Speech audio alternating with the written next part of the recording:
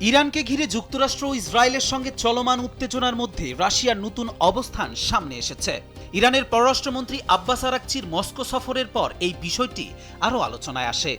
Russia স্পষ্টভাবে জানিয়েছে তারা এই সংকটের সমাধান সামরিক পথে নয়, বরং আলোচনার মাধ্যমে দেখতে চান। মস্কোর মতে যুদ্ধ বা হামলা হলে শুধু মধ্যপ্রাচ্য নয়, পুরো বিশ্বেই বড় ধরনের সমস্যা তৈরি হতে পারে। খাদ্য, জ্বালানি ও অর্থনীতিতে এর প্রভাব পড়বে, তাই তারা শান্তিপূর্ণ সমাধানের পক্ষে জোর দিচ্ছে। স্যান্ডেলিনা সো, রূপচর্চায় আভিজাত্য। রাশিয়া আরও বলেছে জাতিসংঘের অনুমোদন ছাড়া কোনো নিষেধাজ্ঞা বা সামরিক পদক্ষেপ তারা সমর্থন করে না। একই সঙ্গে ইরানের উপর নৌ অবরোধ বা আক্রমণের বিরোধিতাও করছে দেশটি। এই পরিস্থিতিতে যুক্তরাষ্ট্র ও ইসরায়েল আন্তর্জাতিক সমর্থন পুরোপুরি পাচ্ছে না। অন্যদিকে ইরান এই অবস্থাকে নিজেদের কৌশলগত সুবিধা হিসেবে দেখছে।